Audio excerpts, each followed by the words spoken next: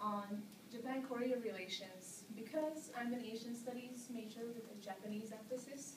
So I know more about Japan, and I was kind of lost first time I came to this class, so I decided to tie Korea together with what I've been studying so far.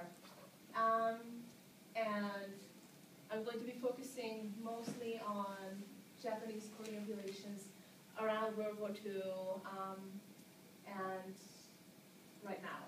So, why is this not working? Okay. This is not working as it should be, but okay, got it. So, there's been kind of bad blood between Japan and Korea, even before World War II. As we talked about in class, the Japanese invasions of Korea happened between 1592 and 1598.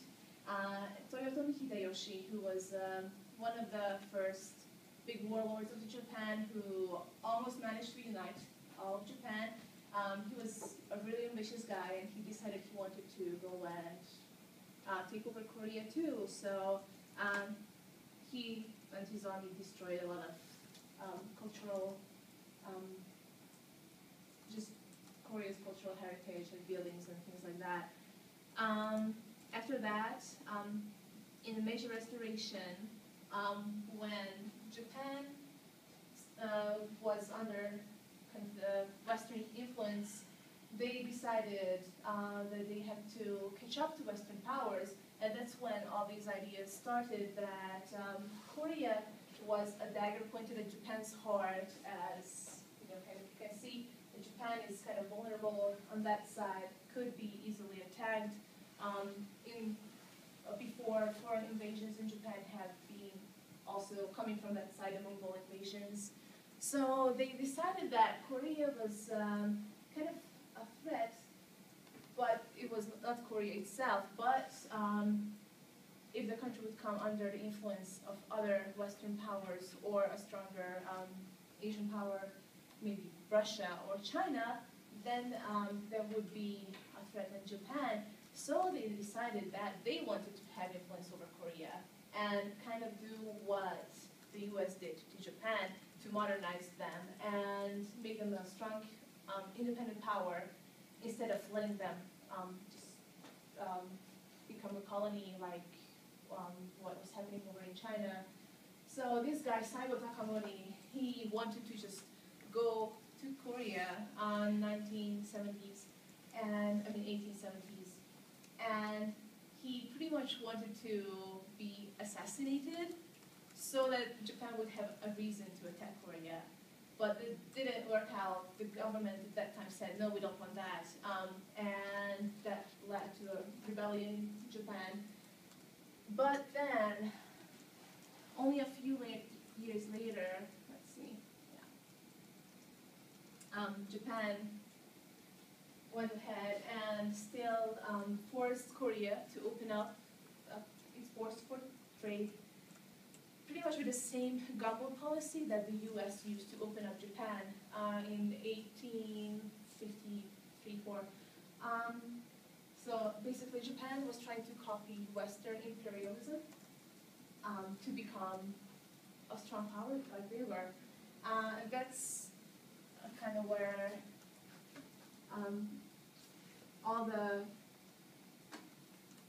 that's how the colonization of Korea started.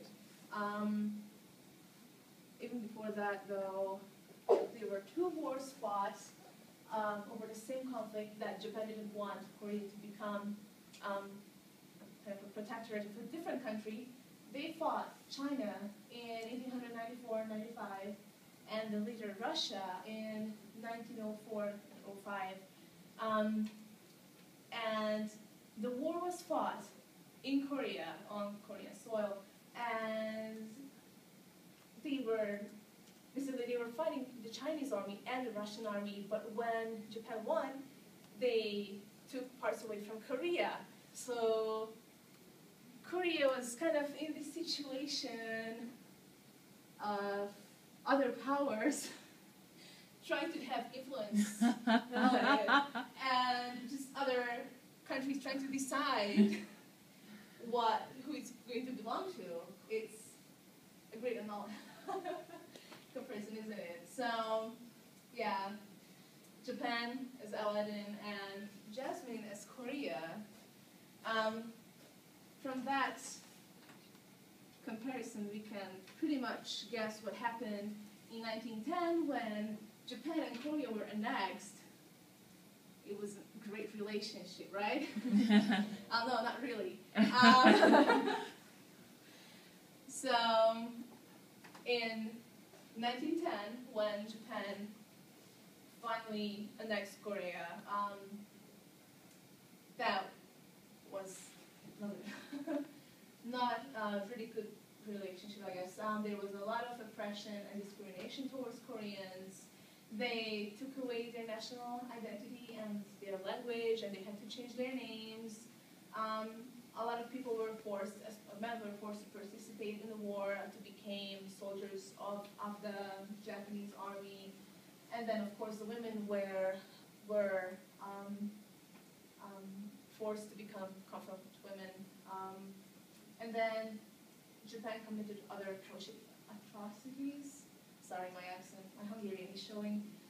So things like Japan had this secret military base in Korea where they experimented on humans and stuff like that.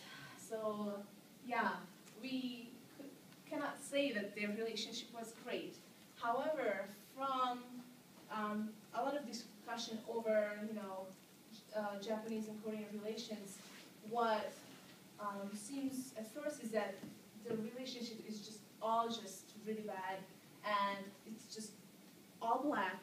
But I think the relations are more gray in between these countries because I read Under the Black Umbrella, and in that book, it was very interesting. It was basically people's testimonies kind of about the colonization, the time when Korea was a Japanese colony.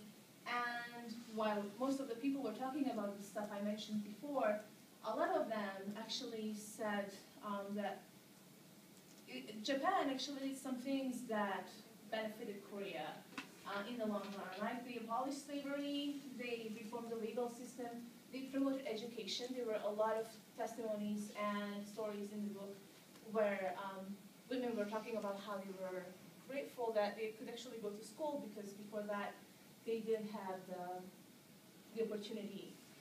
They had some schools, but it was not an overall education for the whole country like Japan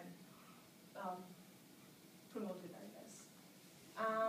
And yeah, it was also Japan who decided that Korea should be using Hangul instead of Chinese in government documents. So, yeah, and also there were some stories how people actually thought of the technical developments that Japan brought with them, like building dams over rivers that obstructed the flood, I guess, and things like that were actually really helpful in the long run.